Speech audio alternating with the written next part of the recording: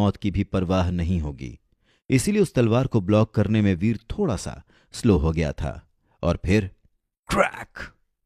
Unexpectedly cursed भेड़िए का खंजर हितेश भल्ला की तलवार द्वारा कट जाता है और साथ ही साथ वीर के माथे में भी एक कट आ जाता है। हालांकि वो कट बहुत ज्यादा डीप नहीं था, लेकिन फिर भी उसमें से खून बहना शुरू हो गया था। अब तो तुम मरे, अपनी आवाज में बेरहमी के साथ हितेश भल्ला वीर से कहता है। और वीर से इतना कहते ही हितेश भल्ला की बॉडी में कमाल की स्ट्रेंथ जनरेट होती है और किसी परछाई की तरह वीर की तरफ वो बढ़ने लगता है। वीर पर एक और अटैक करते हुए हितेश भल्ला बहुत ही तेज और खतरनाक तरीके से मूव कर रहा था। वीर इस सिचुएशन से बिल्कुल भी अफेक्टेड नहीं था। अपनी आंखों में गुस्से के साथ वीर को इस समय बस एक ही बात का दुख था, और वो था अपने कर्स्ड भेड़िए के खंजर के बर्बाद हो जाने का दुख। आफ्टर ऑल वो एक सुपर डेविल सोल हथियार था, और यही वजह थी कि वीर को अपने इस खंजर के बर्बाद होने का बहुत ज्यादा दुख था। आफ्टर ऑल एक लंबे समय से वीर ने इस तरह का लॉस सफर नहीं किया था। लेकिन तुम्हारे लिए मुझे जान से मारना इतना भी आसान नहीं है, अपनी आवाज में बेरहमी के साथ वीर कहता है। और साथ ही साथ इस समय वीर का दिल भी बिजली की तरह धड़कना शुरू कर देता है। अपने पैर को मूव करता हुआ वीर तेज और खतरनाक तरीके से हितेश भल्ला की तलवार को डॉज करता है और साथ ही साथ हितेश भल्ला के चेहरे पर एक जोरदार पंच मारता है। वीर को बिना किसी डिसएडवांटेज के साथ हितेश भल्ला के साथ लड़ता हुआ देखकर वहां मौजूद बाकी सभी लोग बहुत ज्यादा शॉक्ड थे। आफ्टर ऑल हितेश भल्ला एक इवॉल्वर था जिसकी फिटनेस लेवल 100 से ऊपर की थी। ऐसे में एक कुक हाउस सोल्जर यानी कि वीर का हितेश भल्ला का सामना कर पाना वाकई में बहुत ही ज्यादा शॉकिंग बात थी। तुम्हारे बारे में मेरी राय बिल्कुल सही थी, तुम्हारे पास वाकई में बहुत से सीक्रेट्स हैं। वीर का पंच खाने के बाद हितेश भल्ला हांफते हुए उसे कहता है और फिर अपने साथ के रिसर्चर्स को देखता है। तुम सब यहां पर खड़े खड़े क्या देख रहे हो? कोई एक्शन फिल्म चल रही है क्या? जाओ अभी इसी वक्त रूही चौहान को जान से मार डालो। बाकी सबको देखते हुए हितेश भल्ला जोर से चिल्लाते हुए कहता है, और हितेश भल्ला की आवाज सुनकर सभी रिसर्चर्स एक बार फिर से होश में आते हैं और रूही चौहान पर अटैक करने लग जाते हैं। हालांकि हितेश भल्ला के कहने के मुताबिक वो सब रूही चौहान को जान से मारने की हिम्मत तो नहीं कर पाते हैं, लेकिन ये भी सच था कि इस समय रूही चौहान वाकई खतरे में थी और किसी भी समय पकड़ी जा सकती थी।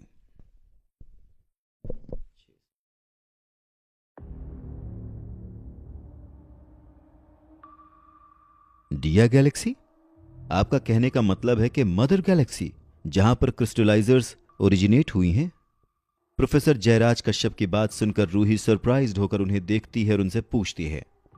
हाँ कैप्टन, वाकई में ये क्रिस्टलाइजर सिविलाइजेशन की बर्थ प्लेस है, वो खोई हुई गैलेक्सी। प्रोफेसर जयराज कश्यप इस समय बहुत ज्यादा एक्साइटेड लग रहे थे और उन्हें इतना ज्यादा एक्साइटेड देखकर वीर काफी ज्यादा कंफ्यूज्ड हो गया था। वीर को उस बातचीत का ज्यादातर हिस्सा तो समझ में ही नहीं आया था। उसे बस इतना ही समझ में आया था कि ये क्रिस्टलाइजर किंग बहुत ही हाई रैंक का होगा और उसके पास बहुत सारा खजाना मौजूद होगा। जबकि बाकी के दूसरे रिसर्चर्स डिया गैलेक्सी को देखकर बहुत ज्यादा एक्साइटेड लग रहे थे, जैसे कि मानो उनके हाथ सोने की खान लग गई हो। लेकिन वीर को क्रिस्टलाइजर सिविलाइजेशन और डिया गैलेक्सी के बारे में कुछ भी समझ में नहीं आया था। हाँ, उसे एक चीज जरूर समझ में आ गई थी कि उसकी गर्दन पर लटका हुआ 9 लाइफ कैट का पेंडेंट और ज्यादा से ज्यादा गर्म होता जा रहा था, और जिस तरह से वो पेंडेंट गर्म होता जा रहा था उससे ऐसा लग रहा था जैसे कि वो पेंडेंट किसी ऐसी चीज की तरफ पहुंच रहा था जो उसे अफेक्ट कर रही है। इधर प्रोफेसर जयराज कश्यप की कमांड के अंडर रिसर्चर्स अपने अपने टूल्स बाहर निकालते हैं और उस काले रंग के क्रिस्टल के गेट को खोदना शुरू कर देते हैं।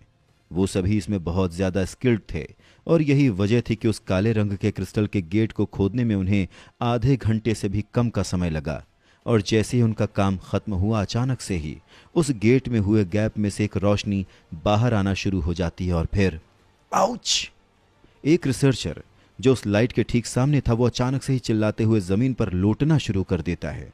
उसकी बॉडी पर जिन जिन जगहों पर भी रोशनी पड़ी थी वो सभी जगहें जलकर झुलस चुकी थीं।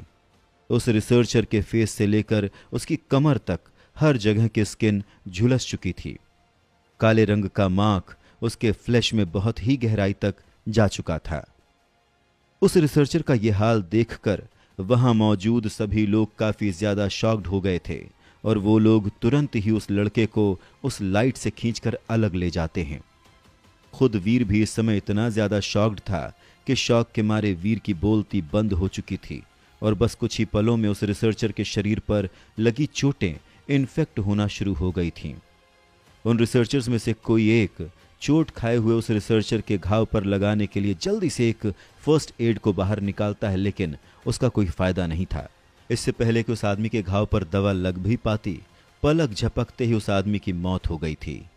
वीर को लगा था कि शायद ये देखने के बाद प्रोफेसर जयराज कश्यप अंदर जाने के अपने इरादे को छोड़ देंगे, लेकिन वीर नोटिस करता है कि प्रोफेसर जयराज इस समय पहले से भी कहीं ज्यादा एक्साइटेड हो गए थे। ये उन क्रिस्टल्स की वॉन्डरिंग लाइट है, क्योंकि अंदर बहुत ज्यादा तादाद में क्रिस्टल मौजूद हैं। ये क्रिस्टलाइजर रिसर्च के इतिहास में एक बहुत ही ऐतिहासिक डिस्कवरी साबित हो सकती है। जल्दी से सारी तैयारी करो। जो भी माइक्रो क्रिस्टल की प्रैक्टिस में सक्सेसफुल हुए हैं वो खजाने को ढूंढने के लिए मेरे पीछे पीछे मेरे साथ अंदर चलेंगे। बाकी के सब लोग यहीं पर रुकेंगे। काले रंग के क्रिस्टल के अंदर से आ रही रोशनी को देखते हुए प्रोफेसर जयराज कश्यप बहुत ही एक्साइटेड होते हुए बाकी सब से कहते हैं, रुकिए प्रोफेसर, आप अंदर नहीं जा सकते हैं। इससे पहले कि प्रोफेसर जयराज कश्यप उस गेट के अंदर जाने के लिए मुड़ भी पाते, रूही चौहान उन्हें रोक लेती है। क्यों नहीं जा सकता मैं अंदर? रूही को उन्हें ऐसे रोकता हुआ देखकर प्रोफेसर जयराज थोड़ा हैरान और कंफ्यूज दोनों ही हो जाते हैं और कंफ्यूज्ड होकर वो रूही चौहान से पूछते हैं, अंदर जाना बहुत ही खतरनाक साबित हो सकता है। इसके अलावा इस तरह की बड़ी डिस्कवरी को पृथ्वी ग्रह की कंसर्न्ड अथॉरिटीज के बनाए गए लॉज के अकॉर्डिंग एआई के सर्विलेंस के अंडर ही होना चाहिए। बहुत ही सीरियस आवाज में रूही चौहान प्रोफेसर जयराज कश्यप से कहती है, मैं आपकी चिंता की रिस्पेक्ट करता हूं कैप्टन, लेकिन जब तक एक इंसान माइक्रो क्रिस्टल की प्रैक्टिस में सक्सेसफुल होता है तब तक वो क्रिस्टल से निकल रही वॉन्डरिंग लाइट को रेजिस्ट कर सकता है, इसीलिए रिस्क बहुत ही मिनिमम होता है। और रही बात एआई के सर्विलेंस की, तो ये एक स्पेशल सिचुएशन है, इसीलिए जब हम वापस जाएंगे तब मैं एक पूरी की पूरी रिपोर्ट लिख दूंगा और सारी जिम्मेदारी अपने सर पर ले लूंगा। हितेश और कपिल, तुम दोनों जल्दी से अपने आप को प्रिपेयर करो, हम तुरंत ही अंदर जाएंगे। रूही की बात सुनकर प्रोफेसर जयराज उससे कहते हैं और फिर उसके बाद अपने साथ के लोगों को ऑर्डर देते हैं, सॉरी प्रोफेसर, लेकिन डफने की कैप्टन होने के नाते मैं आपको ऐसा नहीं करने दे सकती। आप तजुर्बे में मुझसे सीनियर हैं और इसीलिए हो सकता है कि आप अपनी जगह पर सही हों, लेकिन हमें रूल्स के हिसाब से ही चलना चाहिए। ये रूइन तो यहीं पर ही है और यहां से कहीं नहीं जाने वाला है। जब हम लोग यहां से बाहर निकलकर डफने में कनेक्शंस हासिल कर लेंगे तब हम लोग यहां पर वापस आ जाएंगे।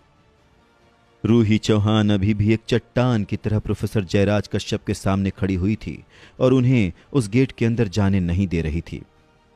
कैप्टन, मेरी बात को समझिए, मैंने कहा ना आपसे कि ये एक स्पेशल सिचुएशन है, आप इसे इतना ज्यादा कॉम्प्लिकेट क्यों कर रही हैं?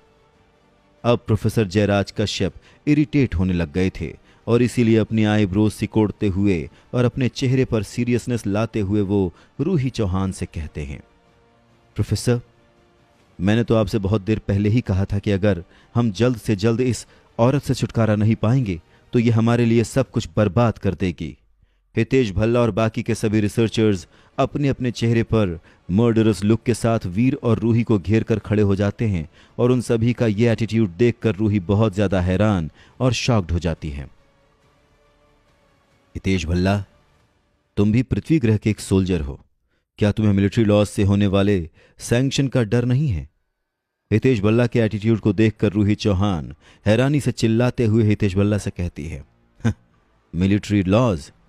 क्या तुम्हें मिलिट्री लॉज से होने वाले सैंक्शन का डर नहीं है? हितेश भल्ला के एटीट्यूड को देखकर रूही चौहान हैरानी से चिल्लाते हुए हितेश भल्ला से कहती है, मिलिट्री लॉज?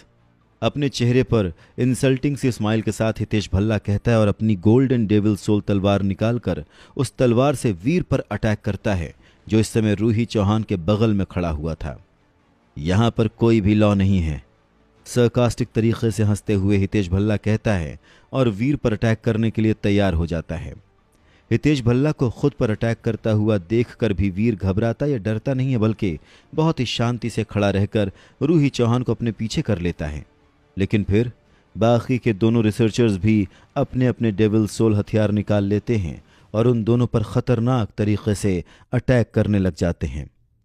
हर तरफ से अटैक होता हुआ देखकर तुरंत ही वीर के हाथ में कर्स्ड भेड़िए का खंजर आ जाता है और वो अपनी तरफ आ रहे एक रिसर्चर के हथियार को ब्लॉक कर देता है। उसके बाद वीर अपनी बॉडी को साइड में घुमाता है और दूसरे रिसर्चर के अटैक को डॉज कर देता है। इसके अलावा साथ ही साथ वीर एक रिसर्चर को अप्रोच करता है और अपना कर्स्ड भेड़िए का खंजर उस रिसर्चर की गर्दन पर रख देता है। हिलना मत, अगर तुम इसे जान से हाथ धोता हुआ देखना नहीं चाहते। इससे पहले कि वीर अपना सेंटेंस खत्म भी कर पाता, हितेश भल्ला वीर के सामने खड़े रिसर्चर की तरफ तेजी से बढ़ता है और अपनी गोल्डन तलवार से उस रिसर्चर को ही 2 टुकड़ों में काट देता है। इसके बाद बिना कोई पॉज लिए हितेश भल्ला की गोल्डन तलवार वीर की तरफ बढ़ना जारी रहती है। अपनी तरफ गोल्डन तलवार को आता हुआ देखकर वीर की आंखों में भी बेरहमी उतर आई थी और वो जल्दी से पीछे हटते हुए अपने कर्स्ड भेड़िए के खंजर को उठाकर हितेश भल्ला की गोल्डन तलवार को ब्लॉक करने की कोशिश करता है। वीर को इस बात का जरा सा भी अंदाजा नहीं था कि हितेश भल्ला इतना ज्यादा बेरहम है कि उसे अपने खुद के आदमी की जिंदगी और मौत की भी परवाह नहीं होगी। इसीलिए उस तलवार को ब्लॉक करने में वीर थोड़ा सा स्लो हो गया था और फिर क्रैक! अनएक्सपेक्टेडली कर्स्ड भेड़िए का खंजर हितेश भल्ला की तलवार द्वारा कट जाता है और साथ ही साथ वीर के माथे में भी एक कट आ जाता है। हालांकि वो कट बहुत ज्यादा डीप नहीं था, लेकिन फिर भी उसमें से खून बहना शुरू हो गया था। अब तो तुम मरे, अपनी आवाज में बेरहमी के साथ हितेश भल्ला वीर से कहता है और वीर से इतना कहते ही हितेश भल्ला की बॉडी में कमाल की स्ट्रेंथ जनरेट होती है और किसी परछाई की तरह वीर की तरफ वो बढ़ने लगता है। वीर पर एक और अटैक करते हुए हितेश भल्ला बहुत ही तेज और खतरनाक तरीके से मूव कर रहा था। वीर इस सिचुएशन से बिल्कुल भी अफेक्टेड नहीं था। अपनी आंखों में गुस्से के साथ वीर को इस समय बस एक ही बात का दुख था और वो था अपने कर्स्ड भेड़िए के खंजर के बर्बाद हो जाने का दुख। आफ्टर ऑल वो एक सुपर डेविल सोल हथियार था और यही वजह थी कि वीर को अपने इस खंजर के बर्बाद होने का बहुत ज्यादा दुख था। आफ्टर ऑल एक लंबे समय से वीर ने इस तरह का लॉस सफर नहीं किया था।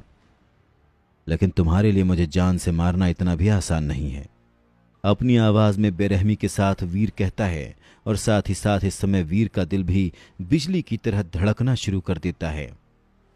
अपने पैर को मूव करता हुआ वीर तेज और खतरनाक तरीके से हितेश भल्ला की तलवार को डॉज करता है और साथ ही साथ हितेश भल्ला के चेहरे पर एक जोरदार पंच मारता है। वीर को बिना किसी डिसएडवांटेज के साथ हितेश भल्ला के साथ लड़ता हुआ देखकर वहां मौजूद बाकी सभी लोग बहुत ज्यादा शॉक्ड थे। आफ्टर ऑल हितेश भल्ला एक इवॉल्वर था जिसकी फिटनेस लेवल 100 से ऊपर की थी। ऐसे में एक कुक हाउस सोल्जर यानी कि वीर का हितेश भल्ला का सामना कर पाना वाकई में बहुत ही ज्यादा शॉकिंग बात थी। तुम्हारे बारे में मेरी राय बिल्कुल सही थी, तुम्हारे पास वाकई में बहुत से सीक्रेट्स हैं। वीर का पंच खाने के बाद हितेश भल्ला हाँफते हुए उससे कहता है और फिर अपने साथ के रिसर्चर्स को देखता है। तुम सब यहां पर खड़े खड़े क्या देख रहे हो? कोई एक्शन फिल्म चल रही है क्या? जाओ अभी इसी वक्त रूही चौहान को जान से मार डालो। बाकी सबको देखते हुए हितेश भल्ला जोर से चिल्लाते हुए कहता है और हितेश भल्ला की आवाज सुनकर सभी रिसर्चर्स एक बार फिर से होश में आते हैं और रूही चौहान पर अटैक करने लग जाते हैं। हालांकि हितेश भल्ला के कहने के मुताबिक वो सब रूही चौहान को जान से मारने की हिम्मत तो नहीं कर पाते हैं, लेकिन ये भी सच था कि इस समय रूही चौहान वाकई खतरे में थी और किसी भी समय पकड़ी जा सकती थी।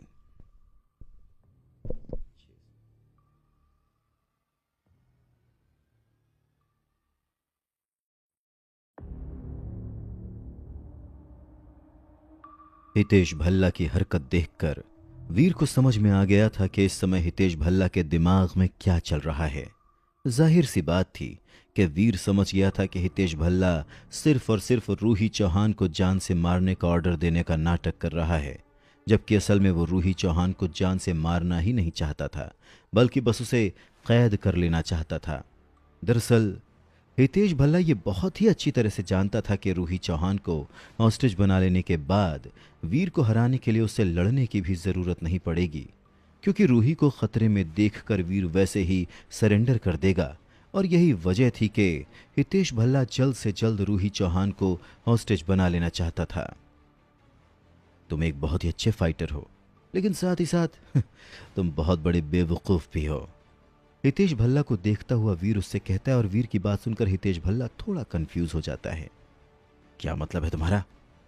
कंफ्यूज होता हुआ हितेश भल्ला वीर से पूछता है, लेकिन जवाब में वीर उससे कुछ नहीं कहता है और अपना स्पिरिट स्टोन बुला लेता है। और फिर वीर के स्पिरिट स्टोन बुलाते ही अगले ही पल आइस आर्मर पहने एक एलिगेंट सी लड़की रूही चौहान के बगल में आकर खड़ी हो जाती है और अपना बर्फ का भाला उठाकर रिसर्चर्स पर अटैक करते हुए वो रूही को उन रिसर्चर्स के अटैक से बचा लेती है। स्पिरिट? कहीं ये एक एरिस्टोक्रेट स्पिरिट तो नहीं है? रूही चौहान के बगल में खड़ी उस एलिगेंट सी लड़की को देखकर सभी रिसर्चर्स बहुत ज्यादा सरप्राइज्ड हो जाते हैं। शायद कहीं ना कहीं वो सभी जानते थे कि वीर भी दूसरे प्लैनेट में चल रहे सीक्रेट मिशन का हिस्सा है, क्योंकि वो सब भी किसी ना किसी सीक्रेट मिशन का हिस्सा थे। लेकिन वो ये नहीं जानते थे कि वीर इतना ज्यादा स्ट्रांग होगा कि उसके पास एक एरिस्टोक्रेट स्पिरिट भी होगी। और इस स्पिरिट की काबिलियत को जज करते हुए वो सभी एक बात दावे से कह सकते थे कि वो एक टॉप एरिस्टोक्रेट स्पिरिट है, जो कि एक्चुअल में बहुत ही ज्यादा रेयर होती है। इस तरफ स्नो चार्मर के रूही की मदद करने की वजह से उन रिसर्चर्स को रूही चौहान के आसपास पहुंचने में अभी बहुत समय लगने वाला था। स्नो चार्मर रूही चौहान को अपने साथ ले जाती है। तभी वीर कुछ सोचता और अपनी जूनियर गोल्डन शेर और डेजर्ट बर्ड की डेविल सोल को स्नो चार्मर को ट्रांसफर कर देता है। स्नो चार्मर तो वैसे भी एक बहुत ही अच्छी राइडर थी और यही वजह थी कि जूनियर गोल्डन शेर की पीठ पर बैठकर वो अपना बर्फ से बना भाला उठाती है और डेजर्ट बर्ड की मदद से रिसर्चर्स के बीच से रास्ता साफ करती रहती है। लेकिन इससे पहले कि स्नो चार्मर रूही चौहान को खींचकर जूनियर गोल्डन शेर की पीठ पर बिठा पाती कि तभी अचानक से एक इंसान बिना किसी वार्निंग के रूही चौहान के बगल में आकर खड़ा हो जाता है। और इससे पहले कि रूही या कोई कुछ भी समझ पाता, रूही के सर पर एक मिनी लेजर गन पॉइंट हो जाती है। प्रोफेसर जयराज कश्यप! रूही चौहान शॉक होकर अपने बगल में खड़े इंसान को देखती है और उस इंसान को देखकर रूही चौहान और भी ज्यादा शॉक्ड हो जाती है। रूही एक्सपेक्ट भी नहीं कर सकती थी कि उसे प्रोफेसर जयराज कश्यप का ये रूप देखना पड़ेगा। उनकी स्पीड को जज करते हुए रूही एक बात दावे के साथ कह सकती थी कि प्रोफेसर जयराज कश्यप स्पीड के मामले में हितेश भल्ला से भी फास्ट है। रूही या किसी के लिए भी इस बात को इमेजिन करना भी बहुत ज़्यादा मुश्किल था कि कमज़ोर और पोलाइट दिखने वाले एक स्कॉलर के पास इतनी कमाल की फिटनेस होगी कि वो हितेश भल्ला से भी कहीं ज़्यादा स्ट्रांग निकले। हितेश भल्ला, रुक जाओ, प्रोफेसर जयराज कश्यप बहुत ही शांति से कहते हैं। और प्रोफेसर जयराज कश्यप की बात सुनकर हितेश भल्ला बहुत ही बेरहमी से वीर की तरफ देखता है और फिर प्रोफेसर जयराज कश्यप के बगल में आकर खड़ा हो जाता है। रूही को मिनी लेजर गन के पॉइंट पर देखने के बाद वीर हितेश भल्ला के पीछे नहीं जाता है, लेकिन बस वो बिना कुछ कहे प्रोफेसर जयराज कश्यप को घूरता रहता है। और अब उसकी किसी भी डेविल सोल्स का हाल उसके कर्स्ड भेड़िए के खंजर की तरह ना हो, इसलिए वो अपनी जूनियर गोल्डन शेर और डेजर्ट बर्ड की डेविल सोल के साथ साथ स्नो चार्मर को भी वापस ले लेता है। कैप्टन, मेरा न तो आपको जान से मारने का कोई इरादा है और ना ही चौहान्स का दुश्मन बनने का, इसलिए मैं चाहता हूं कि बस कुछ देर के लिए ही सही, लेकिन आप मेरे साथ थोड़ा कोऑपरेट कर लीजिए। जब हमें वो खजाना मिल जाएगा तब हम आपको यहां से जाने देंगे। रूही चौहान के सर पर मिनी लेजर गन पॉइंट करते हुए प्रोफेसर जयराज कश्यप उससे कहते हैं और फिर वीर की तरफ देखते हैं। और सेम रूल तुम्हारे लिए भी अप्लाई होता है। हमारे हॉस्टेज बन जाओ और हम तुम्हें जान से नहीं मारेंगे, और जब सब कुछ खत्म हो जाएगा तब तुम दोनों यहां से इकट्ठे साथ में निकल सकते हो। वीर को देखते हुए प्रोफेसर जयराज कश्यप शांति से उससे कहते हैं और प्रोफेसर जयराज कश्यप की बात सुनकर वीर उनकी बात का कोई जवाब नहीं देता है, बल्कि वो तेजी से चलता हुआ काले रंग के क्रिस्टल के गेट की तरफ चला जाता है। और क्योंकि किसी ने भी वीर की तरफ से ऐसा कोई एक्शन एक्सपेक्ट नहीं किया था, इसीलिए प्रोफेसर जयराज कश्यप और हितेश भल्ला दोनों ही अपने अपने रिएक्शंस में बहुत ज़्यादा स्लो थे और इससे पहले कि वो दोनों कुछ भी समझ पाते या कर पाते, वीर ऑलरेडी उस काले रंग के क्रिस्टल के गेट के अंदर गायब हो गया था। डैम इट, इस कमीने ने माइक्रो क्रिस्टल को प्रैक्टिस करके रखा हुआ है। ये देख कर के वीर को उस गेट में से निकलती हुई लाइट से कोई चोट नहीं पहुंची है, हितेश भल्ला के चेहरे पर एक्सप्रेशंस पूरी तरह से बदल जाते हैं। रहने दो, कोई फर्क नहीं पड़ता इससे। कोर एरिया में जाने का बस एक ही रास्ता है, इसीलिए अगर वो चाहे भी तब भी हमसे बचकर नहीं जा सकता है, इसीलिए रिलैक्स। जाहिर है कि प्रोफेसर जयराज कश्यप को इस बात से कोई फर्क नहीं पड़ रहा था और यही वजह थी कि हितेश भल्ला से इतना कहने के बाद वो पहले रूही चौहान की तरफ देखते हैं और फिर बाकी के रिसर्चर्स की तरफ। कैद करके रखो इसे। विनीत और कपिल, तुम दोनों भी तो माइक्रो क्रिस्टल की प्रैक्टिस में सक्सेसफुल हो चुके हो ना, इसीलिए तुम दोनों को भी क्रिस्टल से आ रही वॉन्डरिंग लाइट से डरना नहीं चाहिए था। तुम दोनों भी मेरे और हितेश भल्ला के साथ अंदर चलो। बाकी सब के सब यहीं पर इंतजार करेंगे और इस रूही चौहान पर नजर रखेंगे। रिसर्चर्स को देखते हुए प्रोफेसर जयराज कश्यप उन सभी से कहते हैं और प्रोफेसर जयराज कश्यप की बात समझते हुए सभी रिसर्चर्स हाँ में सर हिलाते हैं। जबकि ये बात और थी कि हितेश भल्ला को प्रोफेसर जयराज कश्यप की ये बात अच्छी नहीं लगी। हम इसे कैद क्यों कर रहे हैं? आपको नहीं लगता कि हमें इसे जान से मार डालना चाहिए?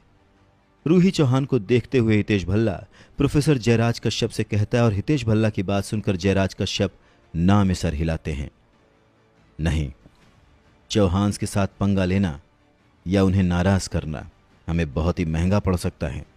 इसके अलावा हमें अभी यह भी नहीं पता कि अंदर क्या चल रहा है, इसलिए हमें यह सब बाद में डिसाइड करना चाहिए। अगर हम वीर को पकड़ने में कामयाब नहीं रह पाए तो जब तक ये हमारी हॉस्टेज रहेगी तब तक हमें भी फायदा होगा। हितेश भल्ला की बात सुनकर प्रोफेसर जयराज कश्यप बहुत ही शांति से कहते हैं और फिर अपने आदमियों के साथ काले रंग के क्रिस्टल के गेट के अंदर एंटर कर जाते हैं। हितेश भल्ला के पास प्रोफेसर जयराज कश्यप की बात न मानने की कोई वजह नहीं थी और इसीलिए वो और बाकी के दोनों रिसर्चर्स प्रोफेसर जयराज कश्यप के पीछे पीछे चले जाते हैं, जबकि बाकी के रिसर्चर्स वहीं पर रहकर रूही चौहान पर नजर रखने लगते हैं। तुम सब के सब पृथ्वी के ऑफिशियल रिसर्चर्स हो और फिर भी इतना बड़ा धोखा। एक बार भी तुम लोगों के मन में इस बात का ख्याल नहीं आया कि तुम लोगों की इस हरकत का क्या अंजाम होगा? अपनी आईब्रोज सिकोड़ते हुए रूही चौहान उन रिसर्चर्स को देखते हुए उन सभी से कहती है, अंजाम? मानना पड़ेगा कैप्टन, आप वाकई में बहुत सीधी हैं। आपको क्या लगता है कि अपने काम में कामयाब होने के बाद हम सब पृथ्वी ग्रह पर रहेंगे? अपने चेहरे पर सरकास्टिक सी हंसी के साथ एक रिसर्चर रूही का मजाक उड़ाते हुए उससे कहता है और उस रिसर्चर की बात सुनकर रूही सोच में पड़ जाती है। जहां एक तरफ उन रिसर्चर्स से घिरी हुई रूही समझने की कोशिश कर रही थी कि आखिर यहां ये सब हो क्या रहा है, वहीं दूसरी तरफ काले रंग के क्रिस्टल के गेट के अंदर एंटर करने के बाद वीर को ऐसा लग रहा था जैसे कि उसकी आंखें चौंधिया गई हों। भले ही वहां पर कोई भी सूरज नहीं था, लेकिन क्रिस्टल से निकल रही लाइट्स इतनी ज्यादा स्ट्रांग थी कि ऐसा लग रहा था जैसे कि वहां पर करोड़ों अरबों मैग्नीशियम लाइट्स जल रही हों। जैसे ही उन क्रिस्टल्स की लाइट वीर की बॉडी पर पड़ती है, वीर जो ऑलरेडी माइक्रो क्रिस्टल्स का इस्तेमाल कर रहा था, उसके इस्तेमाल के बावजूद उसे अपनी स्किन पर हीट महसूस होने लगती है। आगे वीर को क्रिस्टल की एक स्क्वायर टनल नजर आती है जिसके आसपास की दीवारें अजीब से पैटर्न से डेकोरेटेड थीं। काफी कुछ काले रंग के क्रिस्टल के गेट्स पर बने पैटर्न से मिलते जुलते पैटर्न से। वीर उन पैटर्न्स को समझने की कोशिश तो करता है, लेकिन उसे इस बात का रत्ती भर भी अंदाजा नहीं था कि उन पैटर्न्स का आखिर में मतलब क्या है। यहां पर लाइट इतनी ज्यादा स्ट्रांग है कि मुझे नहीं लगता कि उन्हें यहां पर कुछ भी साफ साफ नजर आ पाएगा। वीर मन ही मन सोचता है और अपनी जेब से एक छोटा सा शीशा निकालता है। खुद को शीशे में देखते हुए वीर एक गहरी सांस लेता है और ब्लैक नाइट की डेविल सोल को बुलाता है। ब्लैक नाइट की डेविल सोल को बुलाते ही वो डेविल सोल शीशे के अंदर जाती है और शीशे के बाहर वीर के रूप में निकल कर आ जाती है। वीर जल्दी से काले रंग के क्रिस्टल के गेट के पीछे छुप जाता है और अपने हमशक्ल को कंट्रोल करते हुए उसे टनल के दूसरे छोर की तरफ भागने के लिए कहता है। देखते ही देखते पलक झपकते ही प्रोफेसर जयराज कश्यप और हितेश भल्ला को वीर, या फिर यूं कहें कि वीर का हम शक्ल नजर आ जाता है और वो लोग तुरंत ही उसकी तरफ जाने लगते हैं। वीर के हम शक्ल को देखते ही वो सब के सब बिना सोचे समझे उसका पीछा करने लग जाते हैं, एग्जैक्टली वैसे ही जैसा वीर चाहता था। इनका तो इंतजाम हो गया, अब मुझे अपना काम कर लेना चाहिए। प्रोफेसर जयराज कश्यप, हितेश भल्ला और उसके आदमियों को अपने हमशक्ल के पीछे जाता हुआ देखकर वीर मन ही मन सोचता है और फिर वहां से दूसरे डायरेक्शन में चला जाता है।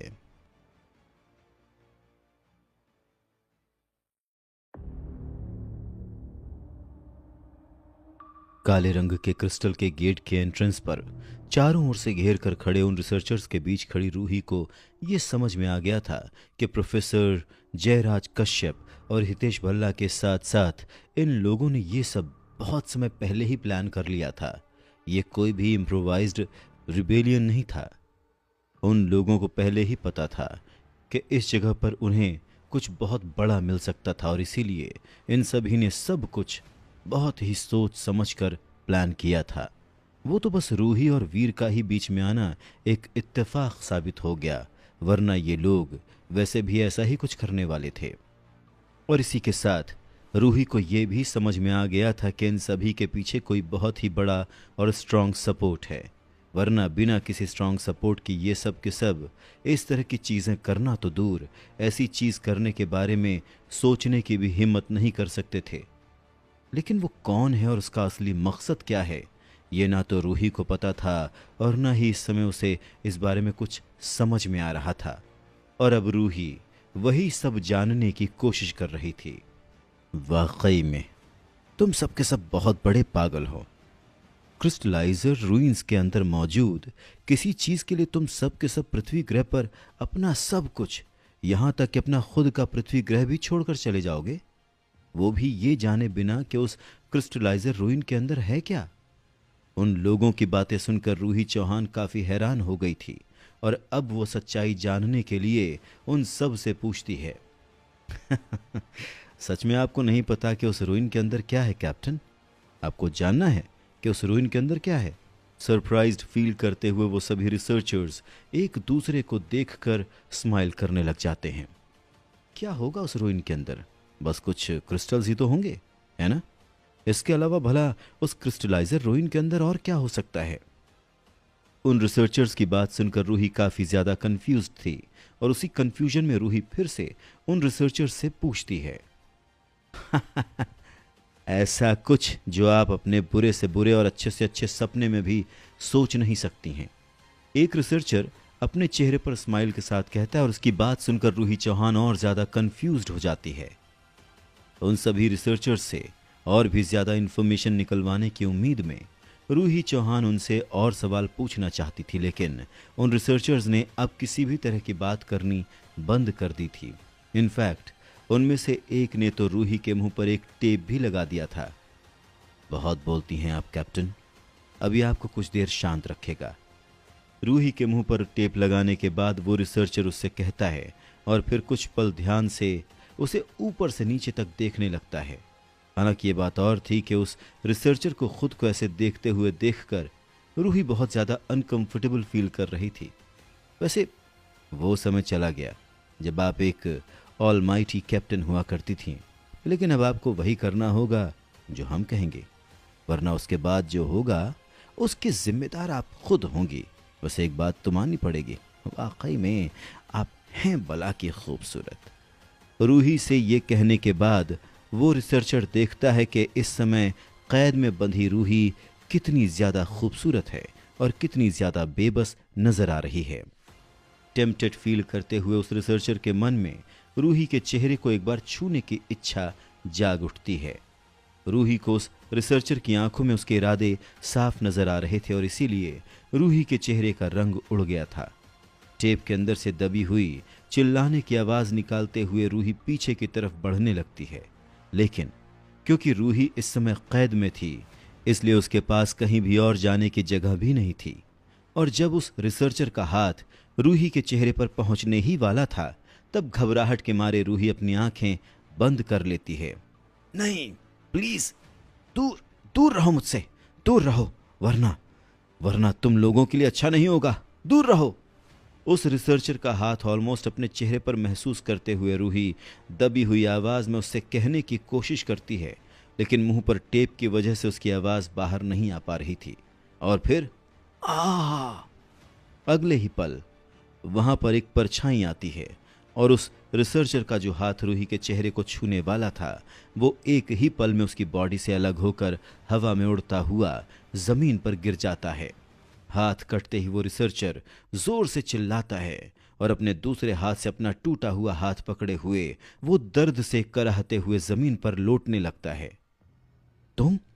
बाकी के रिसर्चर्स जिन्होंने अपनी आंखों के सामने ये नज़ारा देखा था वो सभी उस रिसर्चर का हाथ काटने वाले इंसान को देखते हैं और अपने सामने उस इंसान को देखकर वो सभी हैरान और शॉक्ड हो जाते हैं। मैं नहीं तो और कौन? अक्षय कुमार।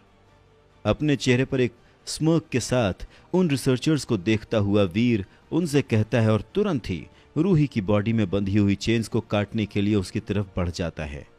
वीर को यूं अपने सामने देखकर वो सभी रिसर्चर्स जल्दी से अपनी अपनी